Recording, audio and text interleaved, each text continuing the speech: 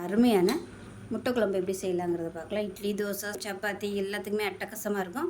So இதே மெத்தடில் செஞ்சு பாருங்கள். வாங்க அந்த முட்டை குழம்பு எப்படி செய்யலாங்கிறத பார்க்கலாம். ஒரு பேன் எடுத்துக்கலாம். தேவையான அளவுக்கு எண்ணெய் சேர்த்துக்கலாம். எண்ணெய் நல்லா சூடாயிருச்சு. ஒரு டீஸ்பூன் சோம்பு சேர்த்துக்கலாம். இதில் கரம் மசாலா எல்லாம் சேர்த்துக்கலாம். பிரியாணி இலை, பட்டை, ஏலக்காய், கிராம்பு 3 சேர்த்துக்கலாம். கல்பாசி, இதில் கருவேப்பிலை சேர்த்துக்கலாம். பொடியாக நறுக்கின வெங்காயம் சேர்த்துக்கலாம். மீடியம் சைஸாக 2 சேர்த்துக்கலாம். இது கூடவே ஒரு 3 பச்சை மிளகா 2ஆக கட் பண்ணி வச்சுருக்கேன். அதையும் இது கூட சேர்த்து வதக்கி விட்டுக்கலாம்.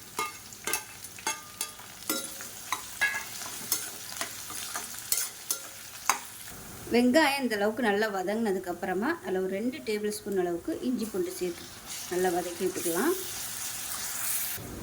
இஞ்சி பூண்டு பேஸ்ட்டு நல்லா வதங்கிடுச்சு. இப்போது 1 டேபிள் ஸ்பூன் அளவுக்கு மிளகாத்தூள் சேர்த்துக்கலாம்.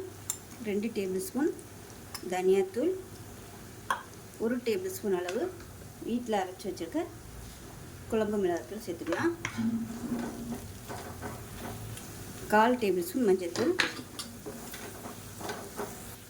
2 தக்காளி கட் பண்ணி வச்சுருக்கேன். இதை சேர்த்து வதக்கிக்கலாம்.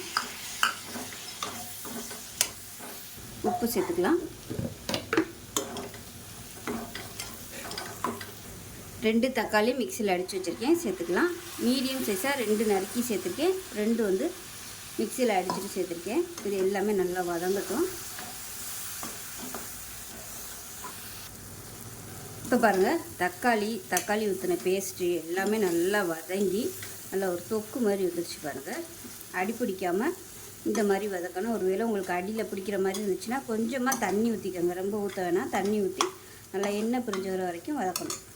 இப்போ வந்து குழம்புக்கு தேவையான அளவு தண்ணி சேர்த்துக்கலாம். இல்லை சூடு பண்ணிவிட்டு தண்ணியை சேர்த்துக்கோங்க. இது நல்லா கொதிக்கட்டும். இப்போ இது கொதிக்கட்டும். அதுக்குள்ளே பார்த்தீங்கன்னா நல்லா ஒரு 1/4 மூடி அளவுக்கு துருவின தேங்காய், 1 டேபிள் ஸ்பூன் சோம்பு, இது எல்லாத்தையும் நல்லா நைஸாக அரைச்சிக்கலாம்.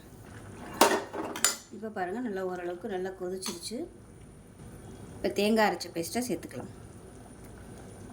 திக்னஸ் வந்து நீங்கள் பார்த்துக்கங்க. உங்களுக்கு எவ்வளோ தூரம் திக்னஸ் வேணுமோ அதுக்கு தகுந்த மாதிரி நீங்கள் தண்ணி சேர்த்துக்கலாம். நல்லா கலந்து விட்டுடலாம். இப்போ மிக்ஸி அலசிட்டு அந்த தண்ணியை சேர்த்துக்கலாம். நல்லா கலந்து விட்டுட்டு மீடியமான ஃப்ளேமில் கொதிக்கட்டும். இப்போ இங்கே பார்த்தீங்கன்னா ஒரு 6 முட்டை வேக விட்டு 2ஆக கட் பண்ணி வச்சுருக்கேன். நீங்கள் முழுசாக சேர்க்குறதுனாலும் சேர்த்துக்கலாம். நான் வந்து 2ஆக கட் பண்ணியிருக்கேன். அடுப்பு நல்லா மீடியத்தில் வச்சுட்டு முட்டையை சேர்த்துக்கலாம்.